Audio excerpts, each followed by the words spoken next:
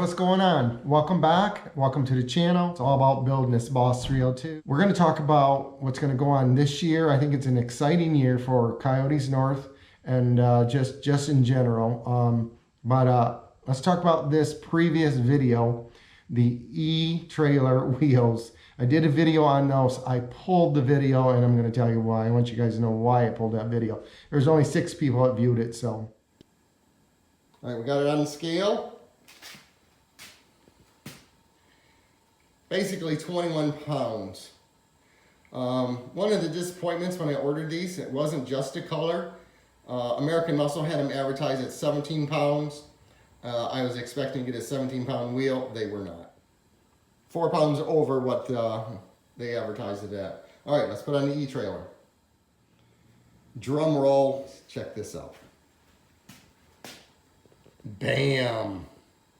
There's your front runners. Lightweight, cheap. That's incredible. 3 pounds lighter, 18 pounds, 6 ounces. Basically, it's a lightweight 15 by 5 inch wheel that weighs 17 pounds. I compared it to my Race Star 17s by 4.5. It was 3 pounds lighter than the Drag Stars and substantially much lower in cost. So the reason why I pull, like I did put a disclaimer in my video, these wheels are a solid piece. They hold over 1,800 pounds each. Personally, I don't see any issues with running them. Okay, I'm old school. I come from a day where sometimes anything goes. Back in the day, it's a wheel, man, right? If it's balanced properly, it's assembled properly, it's welded. I personally don't see any issues with that wheel. But here's where some of the problems come in, and I don't want to, have you guys run down a rabbit hole. There's going to be problems mounting for example, a Mickey Thompson front runner on that wheel, because on that wheel it's stamped on the inside of the wheel for trailer use only. So what you're going to find is that I went to Discount Tire, I went to Walmart, just pricing some tires because I'm going to use those wheels on my White Galaxy. Anyways, what I'm trying to say is you may find it difficult to find somebody to mount up a tire that you can use for dragging on a wheel that says E-trailer wheel. If you know somebody that's got a tire mount, that might be your best bet. You're going to have problems finding a shop to do that work just for that reason. And that's why I pulled that video and took it off the channel. So is what it is. I'm going to use them. So anyways, let's talk about what we're going to do this year. So if you watch some of my videos, I had big traction issues this year. My main culprit was a 410 rear gear, which I didn't know in the transmission. The first gear ratio was a 3.66 to 1, which is very steep. The MT82 transmissions have 4 gears of torque multiplying. Their overdrive, for example, is 5th gear is 1 to 1, whereas on a Tremec, on your GT500s, 4th gears, you're 1 to 1. So it pulls really hard in all those gears. So we are going to work on traction, and let me talk about what we have on the car for traction right now. And a lot of guys, a lot of my viewers, this is a repeat for you, and I apologize, but this is for my new viewers. So we got the Steeda Billet aluminum lower control arms, Steeda upper control arm. Those are all as a spherical link. It's a solid mount. Likewise, my lower control arms are also solid mounts. I do not have any problems with NVH, and the car actually seems to go down the road very well. There's not a lot of difference from where it was. It just feels more solid and more planted to the ground. We also added the BMR relocation brackets to get my angle corrected on my lower control arm. And then we added BMR drag springs. Okay, so we haven't had a time to fully test them. We've been testing them in the street, and in all honesty, I am not really seeing much of a difference. from my Ibach Pro S or Pro Street, which lowered me quite a bit. I'd say to 2.5 inches, those lowered me. Those seem to plant the tire well.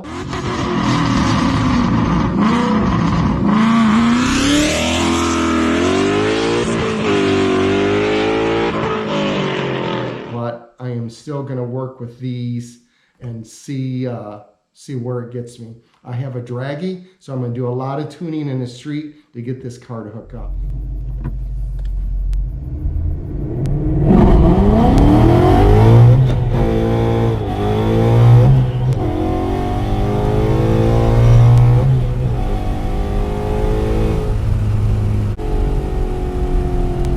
One of the next things to do to get a 15-inch tire on, we have a BMR relocation bracket for the sway bar. So there's some cutting to do on the sway bar, which I've been kind of steering away from, but I think I'm going to have to do it to get this car to hook up.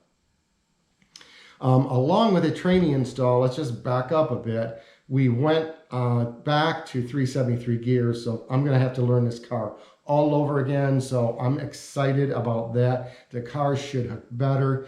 We should mile an hour like crazy. We were mile an hour with the 410s per the draggy, and my one drag strip test, 117 miles an hour.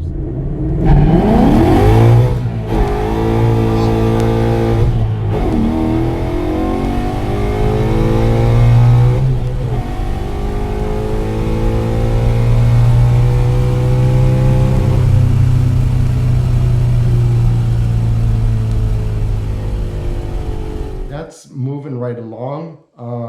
We should see 5 to 7 more mph. This car is going to pull like a beast. We have Lakewood drag shocks, okay? That was the more economical choice for me to go and purchase. They're a 50-50 ratio on those.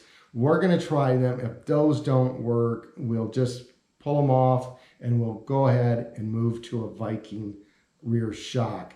Now, I have not done anything with the front shocks yet. Ideally, my goal was to try and have a track car, drag car if I can. If not, I'm just going to have to figure the best somewhere in between and how to get there. One of the things I don't like about the BMR does sit up a little higher than previously.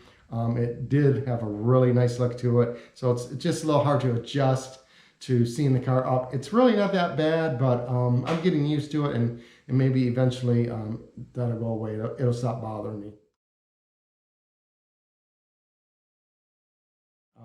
It's just all about looks and what you're looking for.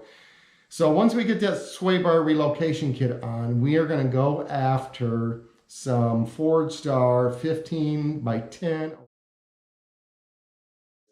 wheels for the back. And why I'm going with those, they do have a narrowed edge, so that's going to help grip the tire and keep it from slipping on the wheel. We are going to go either with a Hoosier or a Mickey Thompson ET Streets, a bias ply tire. I'm going to look for the biggest size I can get, either 28 or 29 in a 11.5 or 12-inch footprint.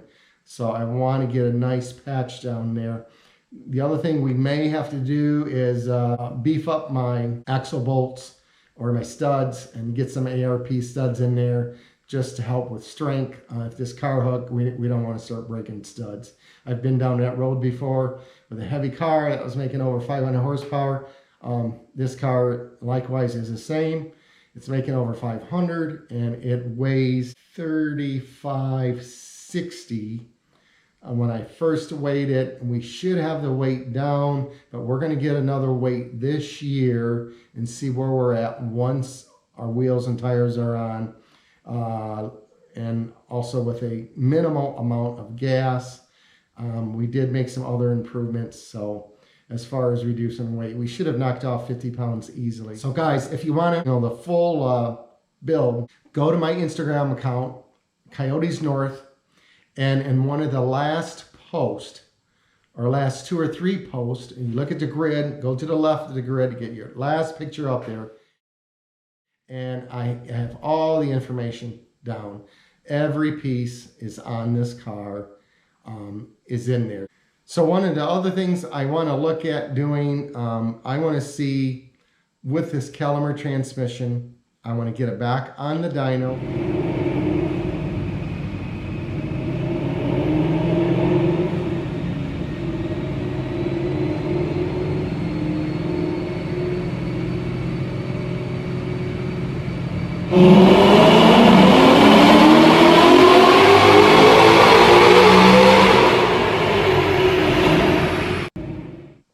Either with 93 tune or my E85, and if it's in early spring, it'll probably be on the 93 tune just because of the E85 gas is still in a winter blend. We know this car pretty much matched dyno numbers on a Mustang dyno and on the dyno jet, so my Mustang dyno numbers for the 93 octane was 437. We should match that the same or more on the dyno jet. So we did get a 449 on the Mustang dyno on E85, and we also got a 448 and some change on the dyno jet, so on E85. So they're pretty much exactly the same. We'll look at those numbers. We'll talk about the graphs a little bit. I want to share again. But the reason why I'm doing this, I want to find out. I was dynoed in my 4th gear, and my 5th gear is 1-to-1. So I don't know if that's going to make a little bit of difference to show me a little difference in horsepower. The other thing I want to learn and share with my viewers is the Kellemer transmission going to reduce some parasitic drag and net me more rear wheel horsepower on the dyno. So that's what we're going to find out. Further down, I've been looking at intakes, and I'll tell you why. My dyno graph is showing me flat from 6,300 all the way to 75, 76, 7,800 RPM. It doesn't feel flat when I'm in the car because it pulls like a beast. And that may be my front grille is a Boss racing grille. I do believe that I am sucking more in. I'm getting more in down that intake, kind of like a ram air effect.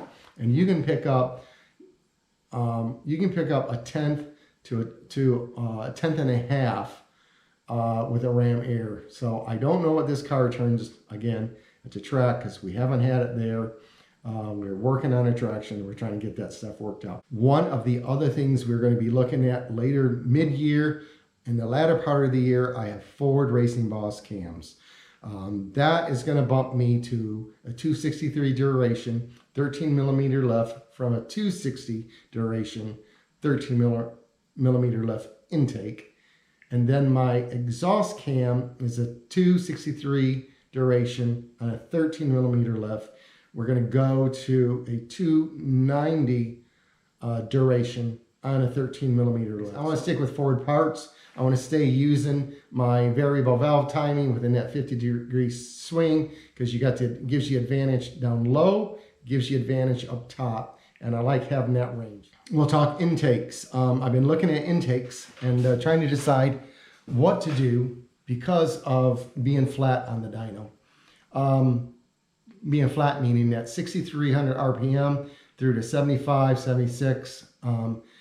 Pretty much staying flat at the horsepower. Like I said, even though you're not feeling it, I know the Cobra Jet intake is high RPM. It's going to build horsepower across the whole power band and torque.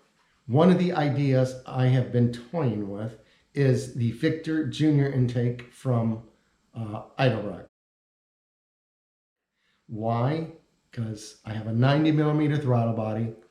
The Victor Junior is supposed to have longer runners, which builds torque, and it's supposed to have a lot of volume. I don't know what the volumes are by the numbers. I do have a lot of data and numbers from the Boss intake, the Cobra Jet intake, GT350, and the 2018 intake, which seems to be the ticket nowadays. However, I am interested in retaining the look of the Boss.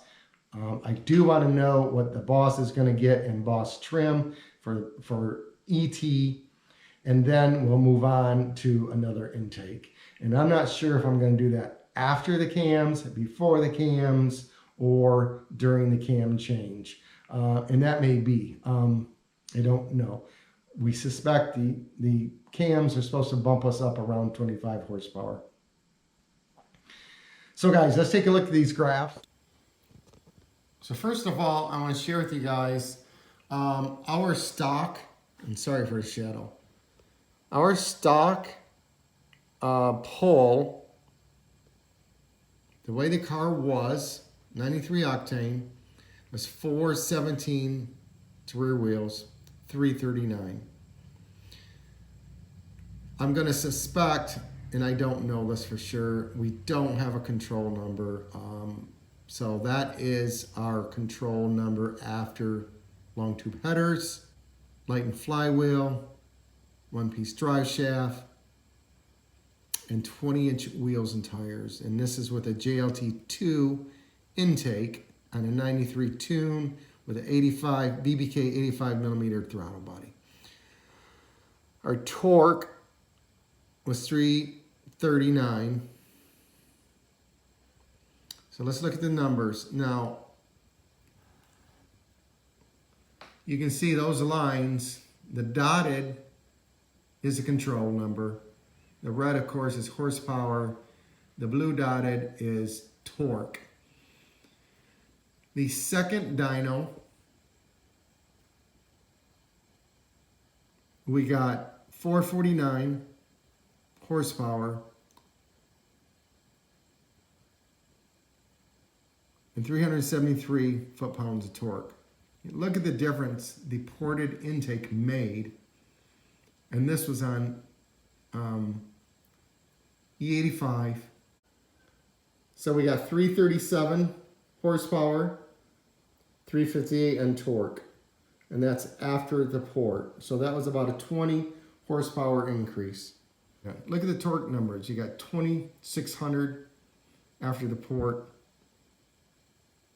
probably 3,600 before the port, and look how that curve just jumps up, man, and boom, it gets there. This is when I start having a lot of traction problems, right here, and of course coupled to that 410 rear gear. And then it smooths out quite nicely. It stays pretty steady. It peaks right around 5,300 RPM, and then it just slowly starts to come off.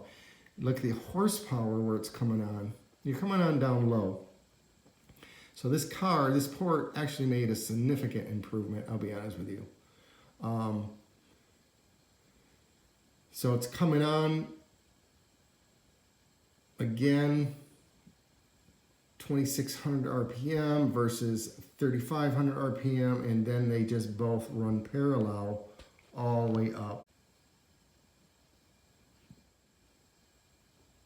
It's almost the same line, but with 32 more horsepower we gained.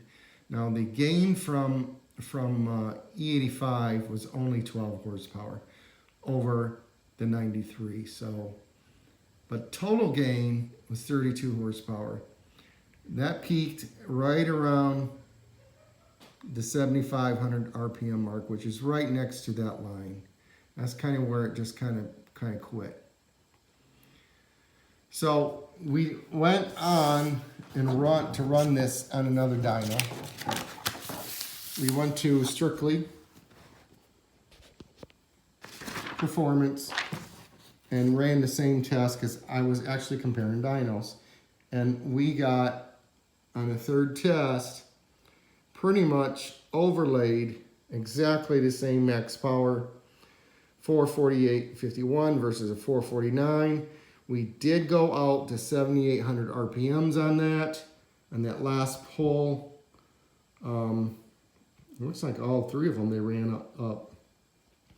But what we did notice on the DynoJet, it did capture more torque. Now, I don't know why they're different. We got 390 torque on that last pull. It's rated at 380 torque, I think, on the crank of the motor. So to see that at rear wheel, that translates to, I think it's around 459 foot-pounds of torque.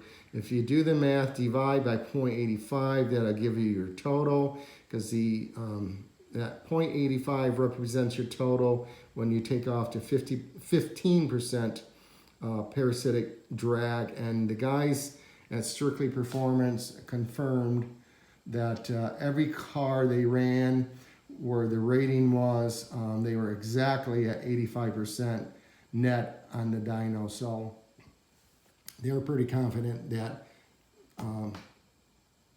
those numbers are absolutely correct.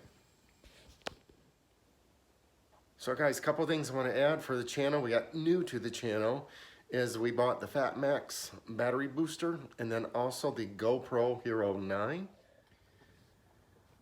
The Fat Max is basically holds a charge. You can charge your phones, but mainly we got this so we can jump to Super B when we get it out of storage.